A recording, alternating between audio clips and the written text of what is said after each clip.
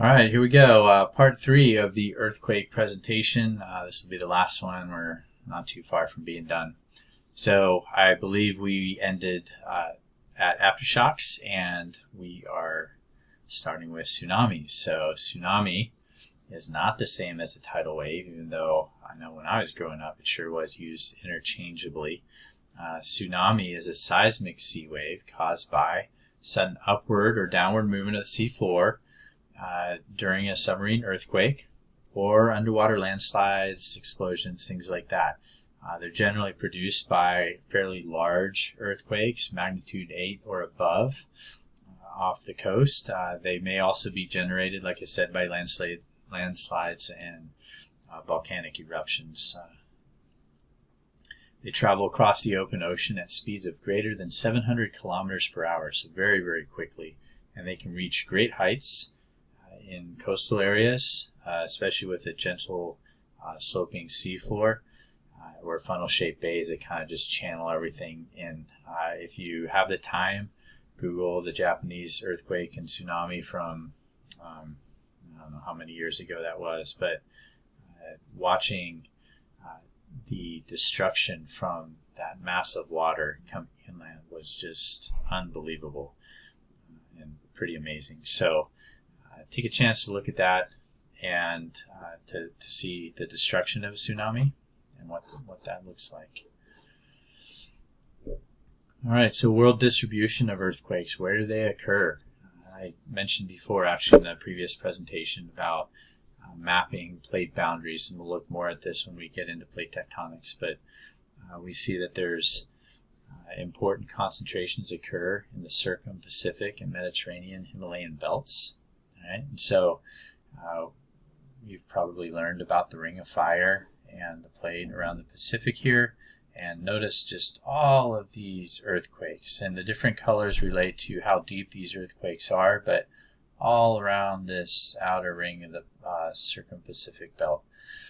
Lots and lots of earthquakes over here. Japan, Indonesia, South America here, all very, very tectonically and seismically active.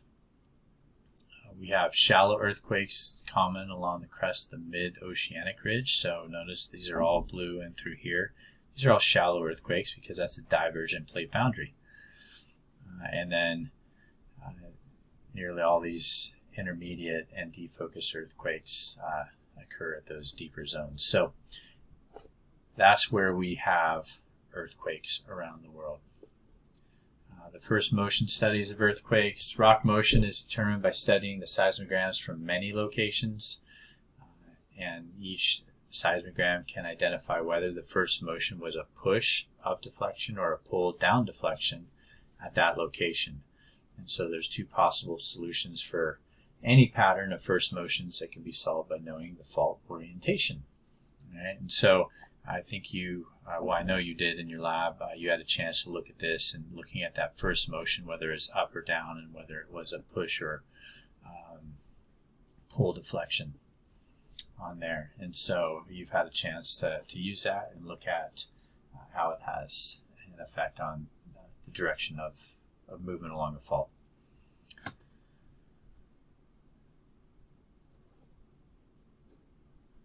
So, as I mentioned earlier, plate boundaries are defined by earthquakes. They occur at the three types of plate boundaries: divergent, transform, and convergent plate boundaries. And then the subduction angle is determined by the horizontal and vertical distribution of those earthquakes. So, as we can determine the angle of this plate being subducted underneath another plate based on those earthquakes and where they're located. And so we can map and see what's happening underneath the Earth's surface, because this is much too deep to actually dig down into, much too labor and time intensive, but we can use earthquakes to map the interior of our Earth, so it's very, very useful. Okay, so earthquake prediction and forecasting. It's not like the weather. We're not going to have someone on the news saying, oh yeah, tomorrow we're going to have an 8.2, so make sure that you get the heavy stuff on the ground and empty your bookshelves and kitchen cabinets so that they don't end up all over the floor. It just doesn't really happen. So just a few things. We've got small tremors caused by small breaks in rocks, and so things that are happening before rock property changes, such as magnetism, electrical resistivity, seismic velocity, porosity, things that happen before an earthquake and could potentially help us predict, but water levels in wells might change, radon emissions increase, animal behavior before an earthquake. A lot of times animals will act kind of weird, but it's not super consistent. We haven't figured out exactly what Fido does right before an earthquake. So a lot of times we'll have smaller earthquakes before a larger earthquake, but we don't really know that those are foreshocks until after we've had the big earthquake. They might just be small earthquakes. So it's hard to know until after we've seen the big picture that, oh yeah, those were a bunch of foreshocks. And so the more we can understand that, the more we can maybe use it to help us to determine when a big earthquake is coming. But you have a bunch of foreshocks and you don't know that if it's going to be, days, weeks, months, years before, the big one happens, or the bigger one.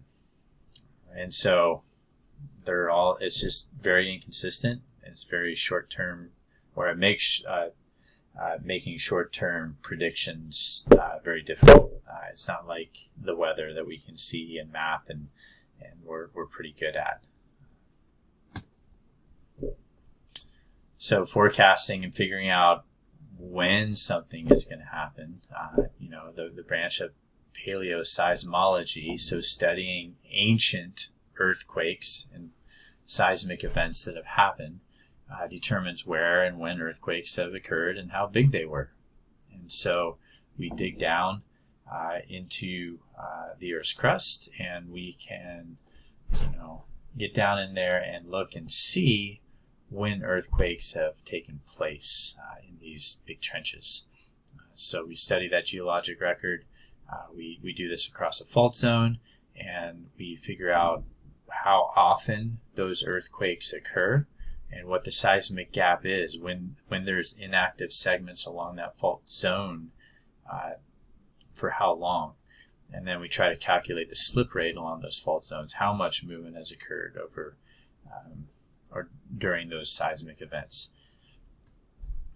And so once we do that, then we can make a better forecast or prediction of when and perhaps how big an earthquake is going to be based on the past and how often those earthquakes or seismic events have happened. So, but it's not super accurate. Okay, reducing earthquake damage and risk. We've talked about this before. In October, I think we talked about it a bit, but there's different things that are helping.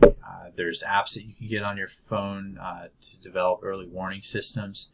We might only be talking 20 seconds or so, but that might be enough time to get under something and into a safer location until the earthquake or the shaking actually happens. Infrastructures can potentially shut down gas lines and subways and trains and do these things to help mitigate the potential damage that occurs during an earthquake, even if we just have seconds. So a lot of kind of cool things happening based on technology and everyone having cell phones in their pockets and being so connected is what's going to kind of help with this. And so that wraps up earthquakes. I hope that helps. If you have questions, please email me, let me know, and we'll get with you guys later. Take care of yourselves.